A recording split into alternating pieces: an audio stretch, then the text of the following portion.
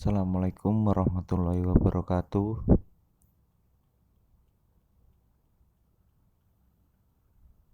Perkenalkan, nama saya Nur Wahyu Andrianu dengan NIM 2309604, kelas PGMI 2A, mata kuliah KT Bahasa dan Sastra Indonesia dengan dosen Bapak Ahmad Muhammad Kamil MPD.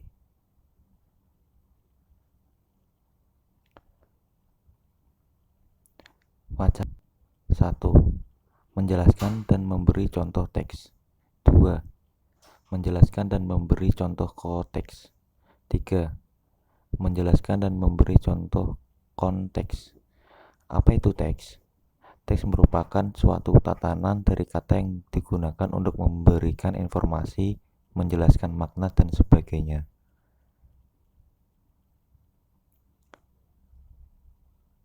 Jenis-jenis teks. Teks narasi. Teks narasi adalah bacaan berupa karangan yang menceritakan atau menjelaskan suatu peristiwa secara detail berdasarkan urutan waktu. Teks deskripsi.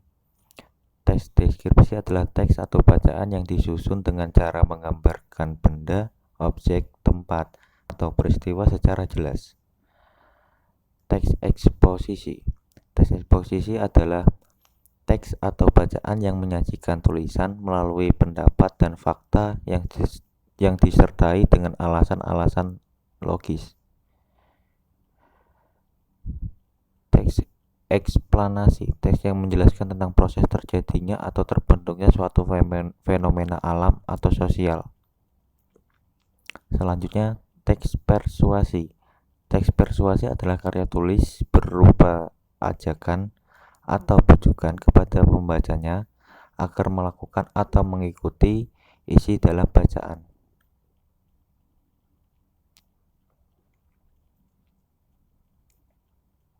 Contoh teks. Pantun terdiri dari dua bagian, yaitu sampiran dan isi. Sampiran adalah dua baris pertama, kerap kali berkaitan dengan alam, mencirikan budaya agraris masyarakat pendukungnya, misalnya air, hujan, dan hulu, dan biasanya tak punya hubungan dengan bagian kedua yang menyampaikan maksud selain mengantarkan rima atau sajak. Dua baris terakhir merupakan isi yang merupakan tujuan pantun tersebut. Apa itu konteks? Konteks adalah unsur-unsur yang mendui atau yang mengikuti dalam wacana. Konteks tidak hanya berupa kalimat paragraf yang lengkap, tetapi dapat berupa frasa atau kata. Teks dan konteks mempunyai kedudukan yang sama, bahkan bisa secara terpisah dalam suatu teks.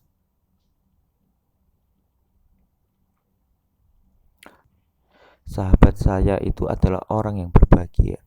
Ia menikmati punggung ayam tanpa tahu ada bagian yang lain. Ia hanya mengetahui apa yang ia sanggup miliki. Saya adalah orang yang paling bersedih karena saya tidak mengetahui apa yang tidak sanggup saya miliki.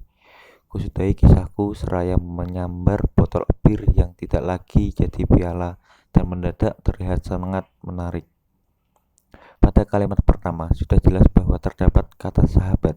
Kemudian pada kalimat kedua hanya dengan sebutan iya. Hal ini antara kalimat kedua berkaitan dengan kalimat pertama karena apabila kalimat pertama tidak ada maka kalimat kedua yang hanya ada kata iya. Pembaca akan bertanya-tanya, iya yang dimaksud di sini siapa?